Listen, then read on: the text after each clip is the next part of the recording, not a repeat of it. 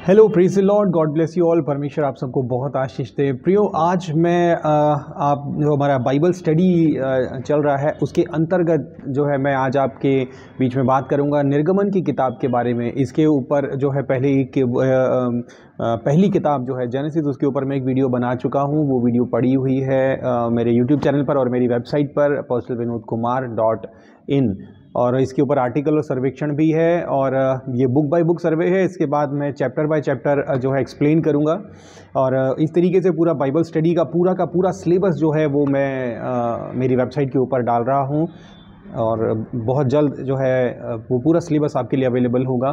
तो एक्सोडस की किताब के बारे में आज आपके बीच में मैं चर्चा करने जा रहा हूँ।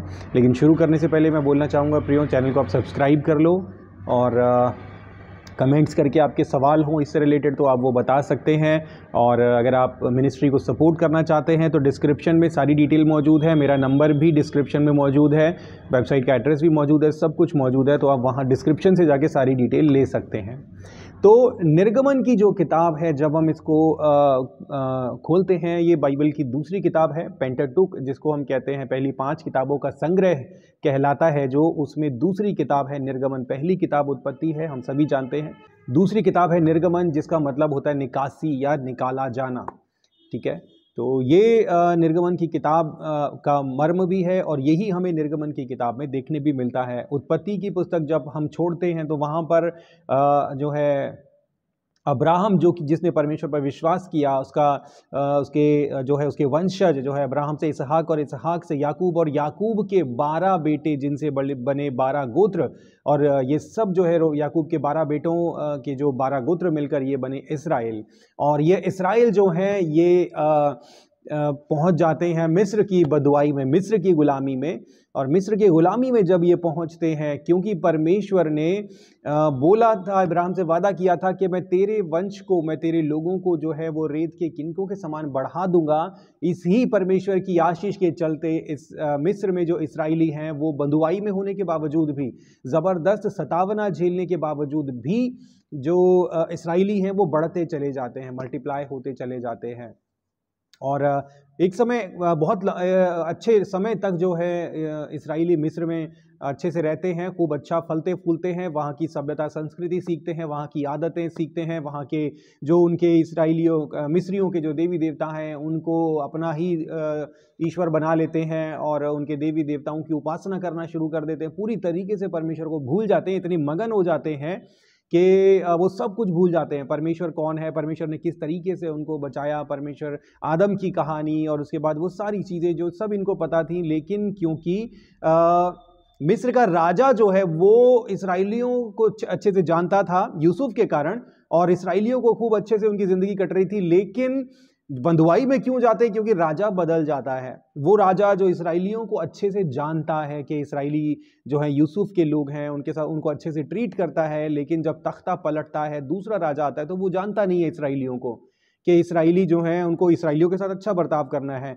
और जो दूसरा राजा आता है, गद्दी पर बैठता है, वो इसराइलियों की बढ़ती हुई जनसंख्या को देख कर सकते में आ जाता है, और वो इस सोच में पड़ जाता है कि यार, अभी तक जो पहला राजा था उसने इनकी जनसंख्या को बढ़ने क्यों दिया, इतना क्यों बढ़ते जा रहे हैं, ये इतना संख्या में बढ़ते चले जा रहे हैं। और ये जो इसराइली हैं, इन पता नहीं क्या खाते हैं, इनके अंदर इतनी ताकत है इनके अंदर कि पूरा दिन काम करते हैं, और जितना मर्जी कठोर परिश्रम इनको करने को दे तो वो करते हैं और थकते नहीं है, फिर भी इनकी संख्या बढ़ती चली जा रही है। इतने बच्चे इनके पैदा हो रहे हैं, इतने सारी, और वो फटाफट बड़े भी हो रहे हैं और खूब हष्ट पुष्ट भी हो रहे हैं।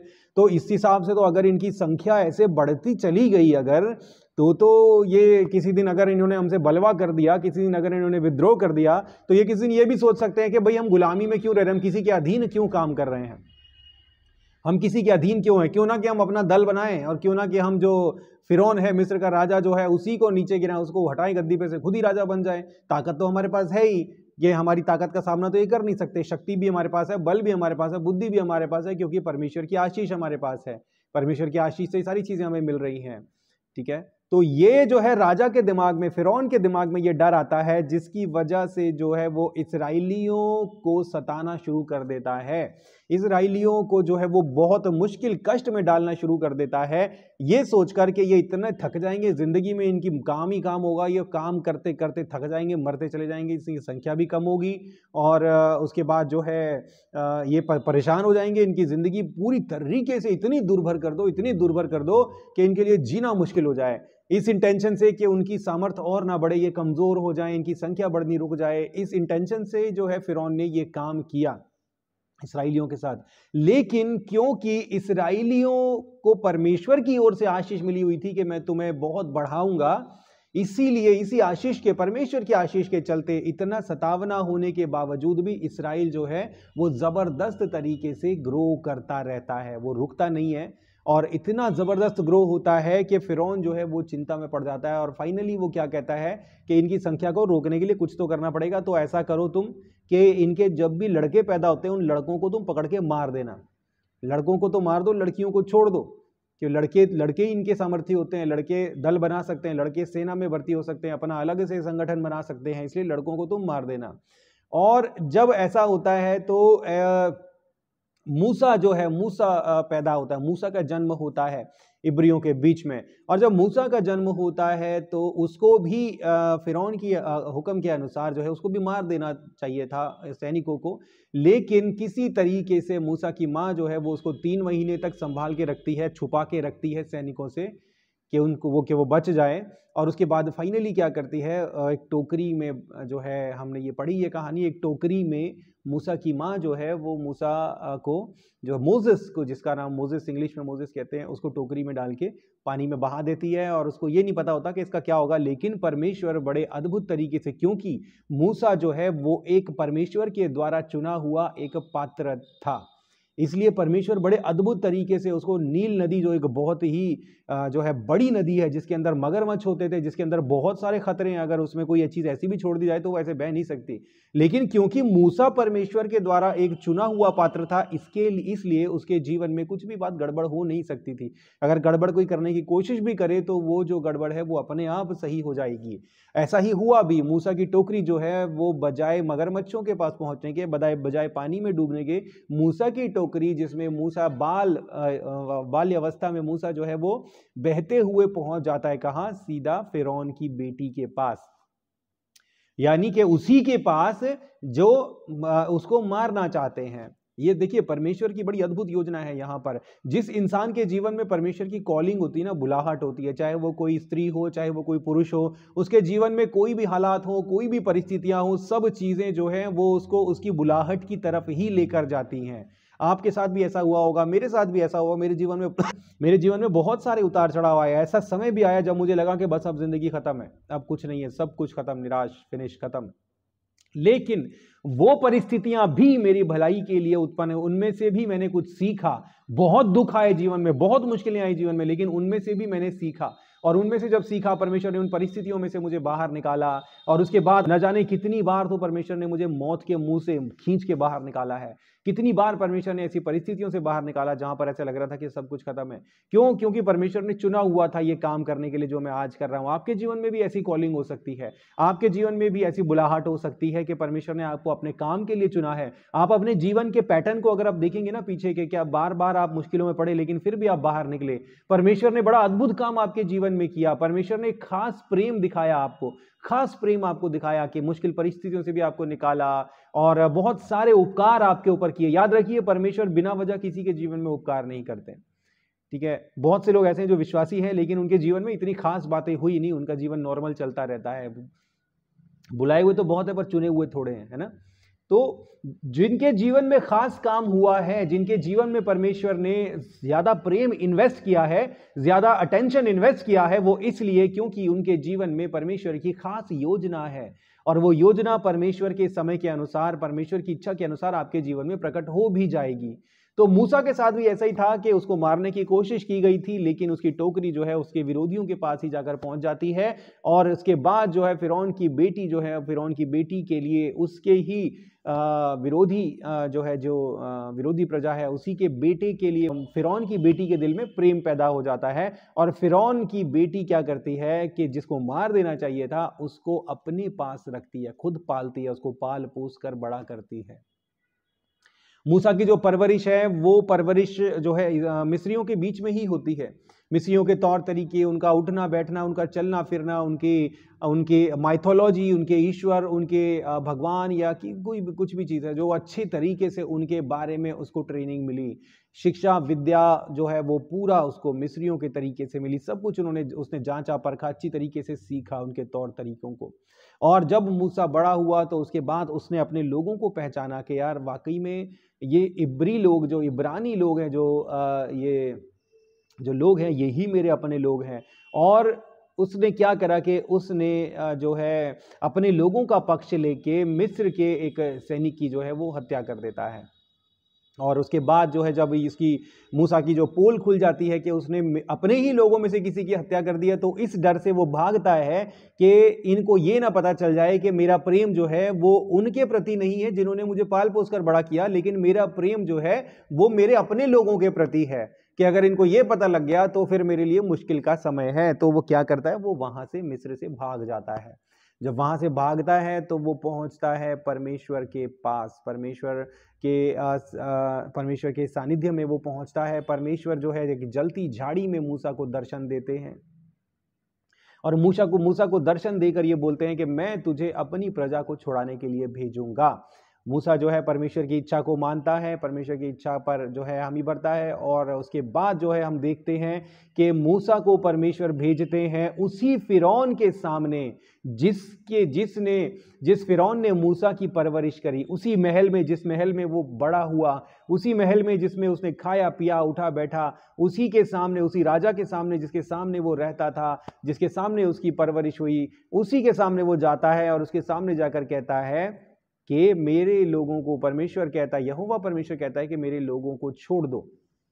ठीक है, तो ये जो बात है जब फिरौन के सामने बोली जाती है, तो हम जब पढ़ते हैं निर्गमन की किताब को कि 10 विपत्तियां जो हैं परमेश्वर डालते हैं, 10 विपत्तियां डालते फिरौन के ऊपर, क्योंकि फिरौन जो है मूसा के बताए जाने के बाद भी मूसा जो है वो इसराइलियों को गुलामी से आजाद करने से इनकार कर देता है।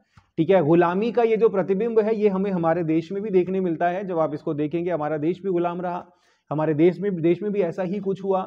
हमारे देश में भी जो है लोगों ने गुहार लगाई ईश्वर की कि हमें आज़ाद कराओ। ठीक है, ईश्वर की गुहार लगाई। पूरा उस टाइम पे, अंग्रेज़ों के टाइम पे तो ब्राह्मण पंडित वगैरह होते थे, तो वो बहुत यज्ञ वज्ञ करते थे, क्योंकि हिंदू ग्रंथों में ऐसा लिखा हुआ है कि जब जब धर्म की हानि होती है तो ईश्वर अवतार लेते हैं। और यही जो है लोगों के मन में मान्यता थी, यही लोगों के मन में धारणा थी कि यार जितने भी ज़्यादा सताव बढ़ेगा ना, तब ईश्वर अवतार लेंगे, तब ईश्वर किसी या तो अवतार लेंगे या किसी ना किसी मसीहा को किसी ना किसी तरीके से भेजेंगे या खुद अवतार लेकर आएंगे। ठीक है, लेकिन बहुत लंबा समय बीत गया गुलामी में, लेकिन कोई अवतार नहीं आया, कोई भी बचाने के लिए नहीं आया, कोई मसीहा नहीं आया। अंत में हमारे देश के लोगों को, भारतीयों को खुद अपने हाथों में हथियार उठाने पड़े, ये सोच के कि भैया ऊपर से कोई नहीं आने वाला, अपनी लड़ाई खुद ही लड़नी पड़ेगी यहाँ तो। ठीक है, तो ये बात है कि लेकिन इस्राएलियों के बारे में ऐसा नहीं था, क्योंकि इस्राएली जो हैं वो एकमात्र सच्चे और जीवते परमेश्वर की उपासना करते थे। तो जब इस्राएलियों ने यहोवा परमेश्वर के नाम की दुहाई दी, तो यहोवा परमेश्वर ने मूसा को चुना, मूसा को भेजा, और मूसा जो है वो फिरौन के पास जाकर बोलता है कि परमेश्वर की प्रजा को छोड़ दो, वरना तुम्हारे ऊपर बहुत बुरा समय आने वाला है। लेकिन बाइबल बताती है, जब आप निर्गमन की किताब पढ़ेंगे वहां पर आप देखोगे कि ये सुनने के बावजूद भी, वार्निंग देने के बावजूद भी, जो फिरौन है, जो राजा है, उसने अपने मन को कठोर किया। फिरौन ने अपने मन को कठोर किया, उसका मन जो है वो और कठोर होता चला गया, बजाय इसके कि वो अपना नमन नम्र करे और बोले कि यार वाकई में मुझे छोड़ देना चाहिए इनको। उसका नतीजा क्या हुआ कि परमेश्वर ने जो है विपत्तियां भेजी, और विपत्तियां जो है वो परमेश्वर ने भेजी क्यों? 10 विपत्तियां जो हैं, ये जो 10 विपत्तियां हैं मिस्रियों के 10 अलग अलग किस्म के ईश्वरों को दर्शाती हैं। अगर आप मिस्रियों के जो ईश्वर हैं, उन मिस्रियों की इजिप्शियन माइथोलॉजी को अगर आप स्टडी करोगे तो आप देखोगे बड़े ही जो अद्भुत तरीके से इजिप्शियन माइथोलॉजी और हिंदू माइथोलॉजी हूबहू मेल खाती है, हूबहू। एग्जैक्टली सेम मेल खाती है। यानी कि समझ लो कि हमारे देश में जो है इजिप्शियन माइथोलॉजी से ईश्वरों को उठाया गया, उनको उठा के हमारे देश में लाया गया, और हमारे देश में लाने के बाद उनका नाम बदला, उनके कपड़े बदले, उनके हथियार वथियार थोड़ा टचअप वचअप किया, नाम वाम थोड़ा सा चेंज वेज किया, और उसके बाद ये बन गई हिंदू माइथोलॉजी। ठीक है, ये बिल्कुल सेम है, आप इसके बारे में स्टडी करो। इनफैक्ट मैं डाल दूंगा, मेरी वेबसाइट पर डाल दूंगा मैं आर्टिकल, आपको देख के पता भी चल जाएगा। तो कहने का मतलब कि वो सारे ईश्वर जो है, जो ईश्वर जिनको इजिप्शियंस यानी मिस्री जो है जिनको मानते थे और कहते थे कि हमारे ईश्वर तो भैया सबसे, जैसे हमारे देश में भी होता है कि हमारे ईश्वर ही सबसे ऊंचे हैं, हमारे ईश्वरों से ऊंचा तो कोई ईश्वर है ही नहीं। पानी का अलग ईश्वर है, कमल का अलग ईश्वर है, सूरज का अलग है, ठीक है, और उसके बाद गाय का अलग है, और बछड़े का अलग है, बकरी का अलग है, हर एक चीज का अलग ईश्वर है हमारे देश में। मिस्रियों के समय में भी ऐसा ही था। ठीक है, तो वो क्या करते थे, वो ये मानते थे कि भैया हमारे ईश्वर ही सब कुछ है। अब नील नदी का उदाहरण ले लो, नील नदी को जो है वो उनके देवता का जो है आशीष माना जाता था। नील नदी की बहुत अहमियत होती थी वहाँ मिस्र में। तो परमेश्वर ने जो है नील नदी के पानी को लहू बना दिया, ये दर्शाने के लिए कि तुम्हारे ईश्वर जो है, तुम्हारे ईश्वर कुछ नहीं है, मैं ही ईश्वर हूँ, I am the God, I am who I am. ठीक है, तो परमेश्वर ने उनके सारे मेजर गॉड्स को जो है वो परमेश्वर ने अलग अलग विपत्तियों को भेजकर पहले तो उसको वार्निंग, चेतावनी दी कि मान जा फिरौन, मान जा, वरना तेरे पर बहुत मुश्किल आएगी, बहुत विपत्ति आएगी, तू परेशान हो जाएगा। लेकिन फिरौन अपने मन को कठोर करता है। जब हम देखते हैं कि फिरौन अपने मन को बहुत कठोर करता है, वो कहता है मैं तो नहीं छोड़ूंगा, तुम जो मर्जी कर लो। फिर परमेश्वर फाइनली कहते हैं कि अगर ठीक है, अगर तूने अपना मन कठोर ही करना है तो फिर अब मैं तेरे मन को और कठोर करूंगा और मैं तेरे द्वारा अपनी महिमा अपने लोगों को दिखाऊंगा। तो परमेश्वर 10 विपत्तियों को भेजते हैं, और ये 10 विपत्तियां जो अलग अलग किस्म की विपत्तियां आप निर्गमन की किताब में पढ़ोगे आपको पता चल जाएंगी। बहुत इंटरेस्टिंग किताब है, बहुत ज्यादा इंटरेस्टिंग, और एक कह लो एक तरीके से ड्रामेटिक फिल्मी बड़ी टाइप की किताब है। इसकी मूवी भी आप देखोगे तो आपको और भी ज्यादा आनंद आएगा। मूवी बहुत जबरदस्त मूवी है। तो अब जब 10 विपत्तियां उसके ऊपर आती है, फाइनल जो विपत्ति है वो पहिलौठों की मृत्यु। ये जो 10 विपत्तियां होती है ना, इसमें उनके जानवरों का भी नुकसान होता है, उनके लोगों का भी नुकसान होता है, उनकी संपत्ति का नुकसान होता है, लेकिन परमेश्वर अद्भुत तरीके से इसराइलियों को बचा। इसराइलियों का नुकसान नहीं होता जितनी विपत्तियां आती है, नुकसान सिर्फ मिस्रियों का होता है, जिन्होंने अपने मनों को कठोर किया। उनके बच्चे भी मरते हैं, उनके जानवर भी मरते हैं, उनकी संपत्ति का भी नुकसान होता है, सब कुछ होता है। तो यहां पर हमें एक चीज देखने मिलती है कि परमेश्वर की विश्वास योग्यता। ठीक है, कि परमेश्वर विश्वास योग्य है। परमेश्वर ने अपने लोगों को बचाने के लिए ना, परमेश्वर ने सब कुछ किया अपने मिस्रियों को उनकी गुलामी से छुड़ाने के लिए। परमेश्वर ने हर एक कठोरता अपनाई। परमेश्वर ने विरोधियों के, जैसे दाऊद कहता है ना कि तू मेरे शत्रुओं के सामने मेरा मेज बिछाता है। ठीक है, तो परमेश्वर ने ऐसा ही किया। परमेश्वर ने शत्रुओं को लज्जित किया अपनी प्रजा को बचाने के लिए। तो परमेश्वर के सामने, परमेश्वर की नजर में जो है, आपके लिए, मेरे लिए, हम लोगों के लिए, परमेश्वर के लिए, परमेश्वर को अच्छा लगता है जब परमेश्वर हमारा पलटा लेते हैं, हमारी ओर से परमेश्वर लड़ते हैं। लेकिन वो तब होगा जब हम परमेश्वर को अलाउ करेंगे। अगर हम बोलेंगे कि परमेश्वर ठीक है, मैं शांत हूं, मैं स्थिर खड़ा हूं, मुझे नहीं लड़ना, आप लड़ो मेरे लिए। अगर आप अपनी लड़ाई को खुद लड़ते रहोगे ना, अपने आप ही जूझते रहोगे, तो परमेश्वर फिर देखते रहेंगे खड़े होके। तो अगर आप चाहते हो परमेश्वर आपकी ओर से लड़े, तो आपको बदला नहीं लेना, पलटा नहीं लेना, आपको परमेश्वर की मौके को, परमेश्वर के क्रोध को काम करने का अवसर देना है। ठीक है, परमेश्वर अपने तरीके से जो है चीजों को डील करते हैं। तो यहां पर क्या होता है कि यहां पर हम देखते हैं कि 10 विपत्तियां आने के बाद भी उसका मन कठोर होता है। तो परमेश्वर कहते हैं ठीक है, तूने कठोर करना है तो अब मैं तुझे और कठोर करूंगा। और उसके बाद जो है फाइनल 10 विपत्तियों के बाद जो है फिरौन जो है वो इसराइलियों को जाने देता है कि ठीक है तुम जाओ, क्योंकि तुम्हारा वाकई में तुम्हारा परमेश्वर है जो वाकई में सच्चा परमेश्वर है, और मैं तुम्हारे परमेश्वर का सामना नहीं कर सकता, इसलिए तुम जाओ और जाते जाते हमारी प्रजा से सोना चांदी सब कुछ लेके चले जाओ, बस तुम निकल जाओ यहाँ से, यहाँ पे रहना नहीं, मैं तुम्हारे रहने से बहुत नुकसान झेलिया मैंने, तुम निकल जाओ। तो जब वो निकल जाते हैं वहां से, तो फिर से फिरौन का मन कठोर होता है। अब जो एक बहुत बड़ी भीड़, 20 लाख लोग जो है वहां से निकलते हैं, मिस्र से निकलते हैं 20 लाख लोग। परमेश्वर जो है उनको परमेश्वर लेकर जाते सिनाई पर्वत पर, लेकिन सिनाई पर्वत पर जहां पर परमेश्वर उनको लेके जाने वाले होते, वहां पर जाने के लिए, या जिस जगह पर परमेश्वर उनको वहां से वादा किए हुए प्रदेश में जहां पर परमेश्वर उनको लेके जाने वाले थे, उन जगहों पर जाने के लिए 2 तरीके के रास्ते थे। एक तो छोटा रास्ता, आसान रास्ता, और दूसरा मुश्किल रास्ता जो बहुत लंबा रास्ता है।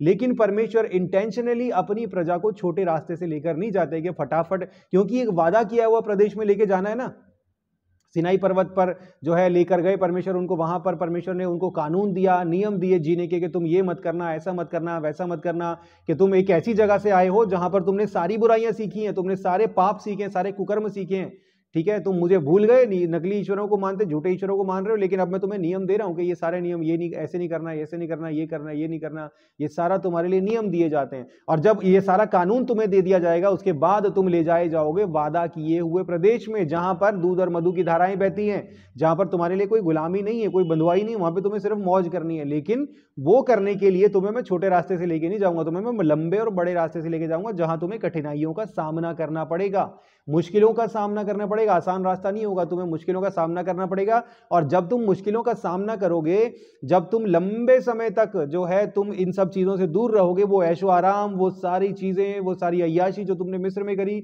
उन सब चीजों से जब तुम दूर रहोगे, तो दूर रह के तुम सीखोगे, तुम्हारा किरदार, जो तुम्हारा कैरेक्टर जो है वो डेवलप होगा।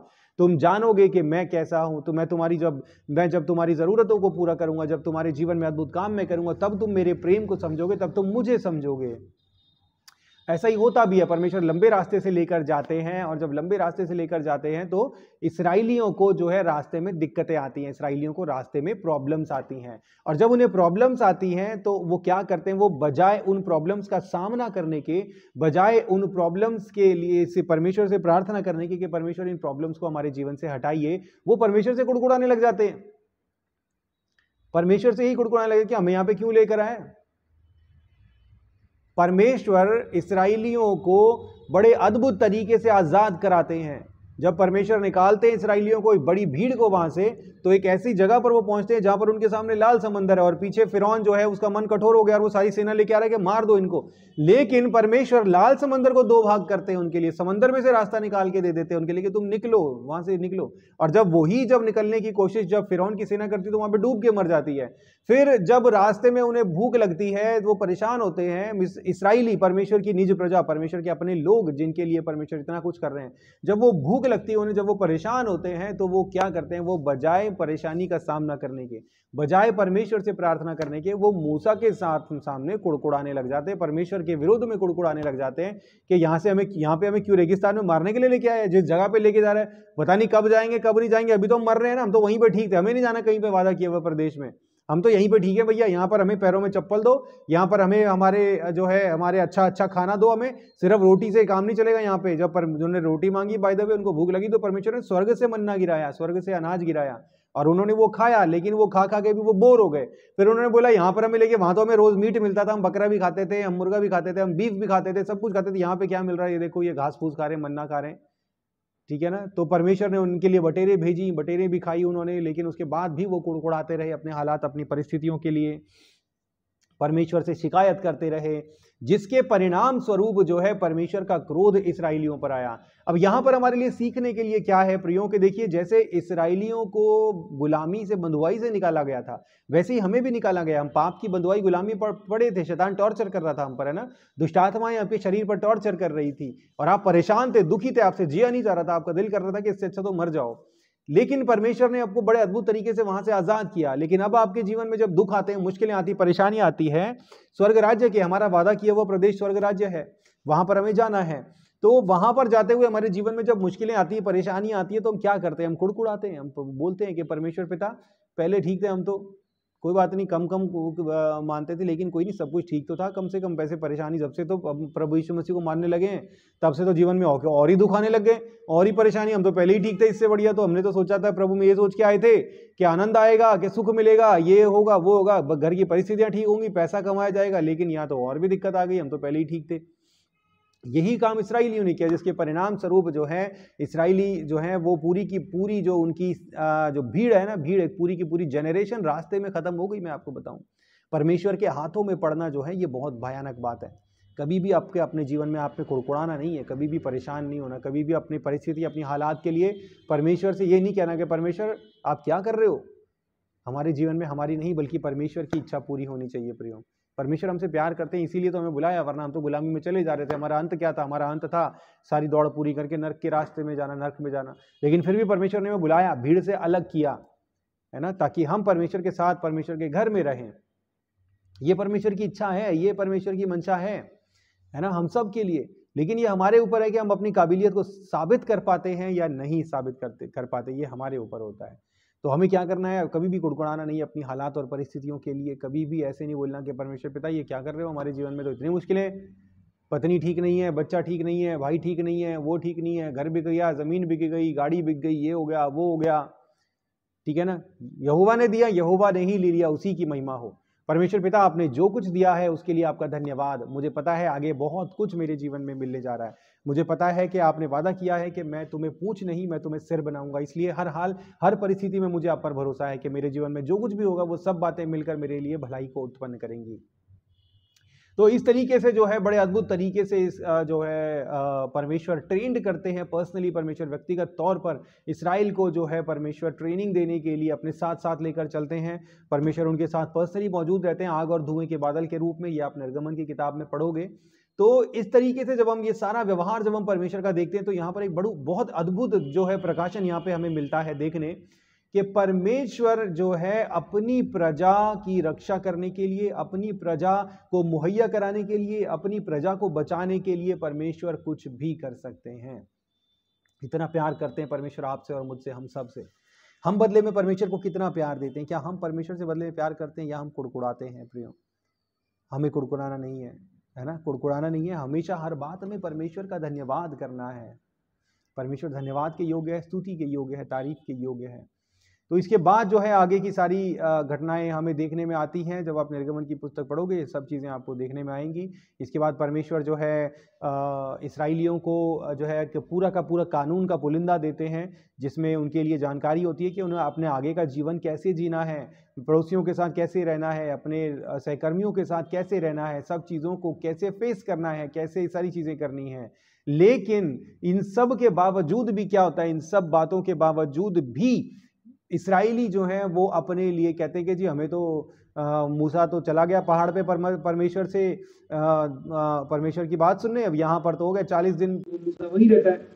और वहां उसके बाद जब वो नीचे जो इसराइल की प्रजा है जब वो देखती है कि यार मूसा तो चला गया, अब मूसा भी चला गया, लगता है मूसा भी मतलब लिया और लगता है परमेश्वर भी भूल गया। वैसा करो, सारे लाओ जो सोना चांदी तुम लाए हो ना मिस्रियों से लूट कर, जब भागते हुए उन्होंने बोला था कि हमारा सोना जो हमारी चांदी ले आओ, सारे ले आओ, उसको पिघला के हम एक बैल बनाएंगे और वो बैल बनाकर हम उसकी उपासना करेंगे। क्योंकि इसराइलियों को आदत थी हाथ के बनाए हुए ईश्वरों की उपासना करने की। लेकिन बाइबल का जो परमेश्वर है, जो सेनाओं का यहोवा परमेश्वर है, वो हाथों का बनाए हुए ईश्वर तो है नहीं।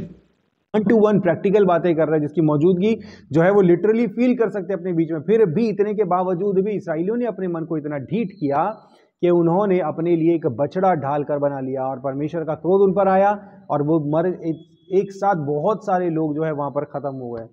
ठीक है ना। तो यहाँ पर हमें ये सारी बातें देखने मिलती हैं कि प्रियो, परमेश्वर के हाथों में पड़ना जो है वो बहुत बुरी बात है। तो एक्सोडस की किताब में जब आप पढ़ोगे तो ये सारी चीज़ें आपको देखने मिलेंगी। और इसके अलावा जो है सारी जो डिटेल है, डिस्क्रिप्शंस और जो सारी चीज़ें हैं वो सारी चीज़ें मेरी वेबसाइट पर है। जिस वेबसाइट पे ये वीडियो है उसी वेबसाइट पर सारी चीज़ें आपको देखने के लिए मिल जाएंगी। आर्टिकल, रिटर्न कंटेंट सब कुछ देखने मिल जाएगा, मैप्स वगैरह सब कुछ मैं उसी पर डालूंगा वेबसाइट में, आप आराम से देख सकते हो। ये जो जब हम देखते हैं ना परमेश्वर ने इसराइल के साथ, अपनी निज प्रजा के साथ कैसा व्यवहार किया, तो ये देखकर हमारे लिए बड़ी आशा जो है हमें मिलती है इस किताब को देखकर कि जिस परमेश्वर की हम उपासना कर रहे हैं ना प्रियो, वो परमेश्वर विश्वास योग्य परमेश्वर है। वो परमेश्वर कभी धोखा नहीं देता, कभी छोड़ता नहीं है। कैसे हालात हो, कैसी परिस्थितियां हो, आपके जीवन में क्या चल रहा है क्या नहीं चल रहा, परमेश्वर हमेशा आपकी मदद करने के लिए तैयार है, हमेशा। लेकिन परमेश्वर मदद तब करेंगे जब आप खुद की मदद करेंगे, जब हम खुद की मदद करेंगे। तो इसलिए प्रियो, निर्गमन की किताब को पढ़िए। परमेश्वर जो है वो मददगार परमेश्वर है। परमेश्वर जो है आपको नुकसान नहीं पहुंचाना चाहते कभी, परमेश्वर आपको फ़ायदा पहुंचाना चाहते। इसलिए परमेश्वर आपको डांट लगाते हैं, मुझे डांट लगाते हैं, हम सबको डांट लगाते हैं। ठीक है। तो इसलिए आप जो है लगातार इन प्रार्थनाओं में बने रहें और इन सब चीज़ों को अपने जीवन में जो है अपने जीवन से दूर रखें। ठीक है। शक को, डाउट को, कुड़कुड़ाने को अपने जीवन से दूर रखें। विश्वास करें परमेश्वर पर, हर बात में परमेश्वर की तारीफ करें कि यहोवा ने दिया, यहोवा ने ही ले लिया, उसी की महिमा हो। इस तरीके से जो है हमें ये जो मूसा के बारे में जो किताब निर्गमन की किताब जो है लिखी है, हमें ये सारी चीज़ें बताती हैं। आगे की डिटेल जो है वो मेरी वेबसाइट पर भी मिल जाएगी आपको, जैसा मैंने पहले कहा। और उसके बाद इससे फर्दर रिलेटेड क्वेश्चंस जो है अगर आपको लेने हैं तो वो आप मेरी वेबसाइट पर आ सकते हैं, मेरे व्हाट्सएप पर आ सकते हैं। मेरे व्हाट्सएप पर जो है ऑनलाइन रोज़ सुबह 4 से 5 प्रे होती है, आप उसमें जुड़ सकते हैं और उसमें जुड़ने के बाद जो है आप हमारे साथ जुड़े रहेंगे, ठीक है। तो ये सब बातें हैं, निर्गमन की किताब को पढ़िए, बहुत ही अद्भुत किताब है। हमारे परमेश्वर का अद्भुत व्यवहार दिखता है अपने लोगों के साथ, कि परमेश्वर अपने लोगों का पक्ष लेने के लिए, अपने लोगों को जो है अपने पक्ष में रखने के लिए परमेश्वर कुछ भी कर सकते हैं, कुछ भी। ये आपके और मेरे लिए बड़ी आशा की बात है, ठीक है। तो आप इसी आशा में बढ़ते रहिए, विश्वास में बढ़ते रहिए। परमेश्वर आपके साथ है प्रियो, हमारी प्रार्थनाएं आपके साथ हैं। God bless you all. जय मसीह की। Praise the Lord.